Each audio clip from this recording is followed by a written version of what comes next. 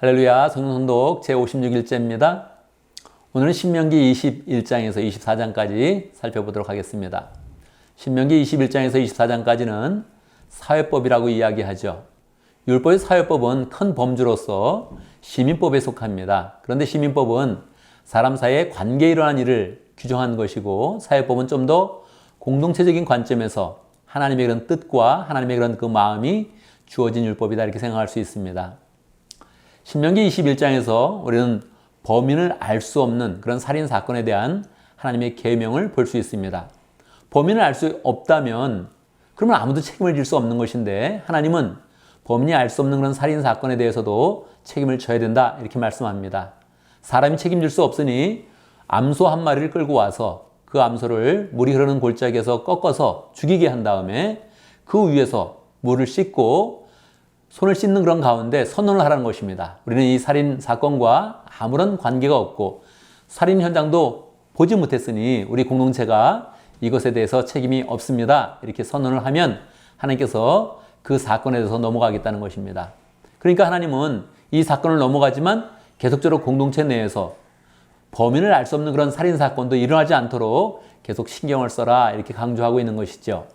10절에 보면 여자 포로를 아내로 잡은 일에 대해서 말씀하고 있습니다. 일단 여자 포로여도 아내를 삼았으면 평생토록 아내로 여겨야 되지, 싫다고 내어 쫓거나 종으로 팔아서는 절대 안 된다, 이야기하고 있습니다. 18절에 보면 부여 자식에 대한 그런 이야기도 나오는데, 자식이 말을 듣지 않고 부모 말을 거역하고 고집을 쓰고 술 먹고 방탕하면 어떻게 했습니까? 공동체적으로 해결을 해야 된다는 것입니다.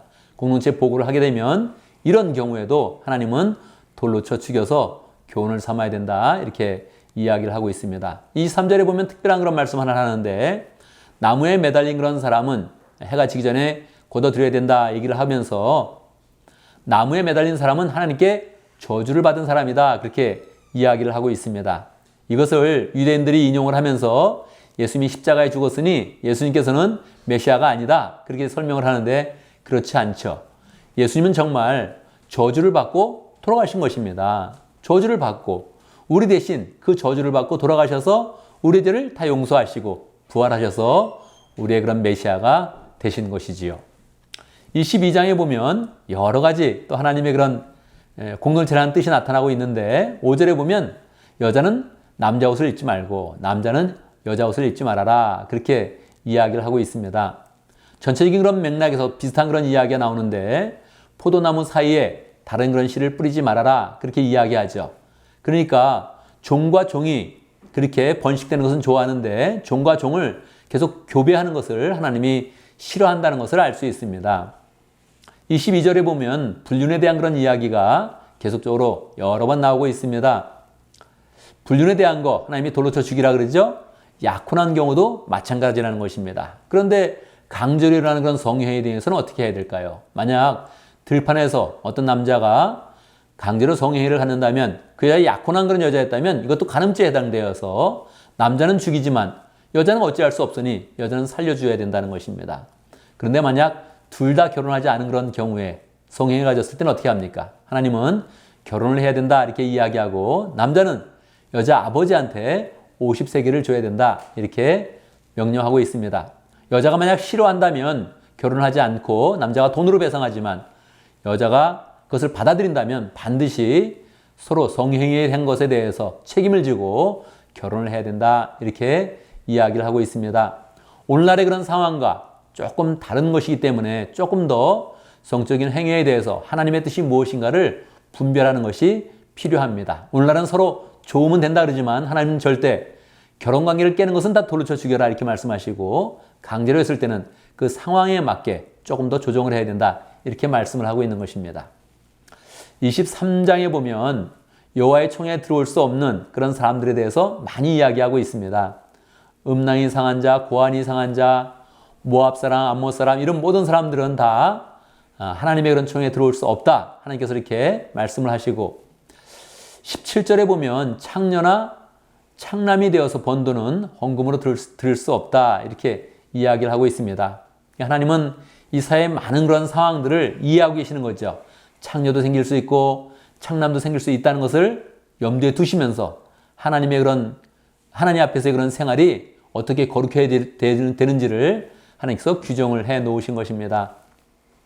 19절에 보면 동족에게 돈을 꾸어주고 이자를 받지 말아라, 이제 그런 말이 있습니다. 유대인들은 사실은 돈을 꾸어주고 돈을 받는 이 고리대금업자가 참으로 많은데 이 규정을 그들은 지키려고 노력을 하면서 다른 민족에게는 돈을 꿔줘도 된다. 그래서 다른 민족에게 돈을 꿔주고 이자를 많이 받아서 그렇게 막 부를 불리는 그런 일들을 많이 하고 있습니다. 사실 오늘날에는 이 규정을 가지고 절대 이자를 받을 수 없다 이렇게 생각하지 않고 인플레이션에 대해서 이자가 올라가고 있기 때문에 인플레이션에 대해서 약 5% 정도의 그런 이자는 받을 수 있다. 이렇게 기독교 내에서도 정리를 하고 있습니다. 24장에 보면 이혼과 재혼에 대해서 이야기하고 있습니다. 1절에 보면 이혼할 때 이혼 증서를 써 주어라 이렇게 이야기했죠. 유대인들은 예수님께 이 구절을 가지고 예수님께 물어봅니다. 예수님, 사람이 결혼한 다음에 이혼할 수 있습니까? 모세는 이혼 증서를 써주라 그랬습니다. 이렇게 얘기했다는 것이죠. 주님은 원칙적으로 정확한 그런 말씀을 해주시죠.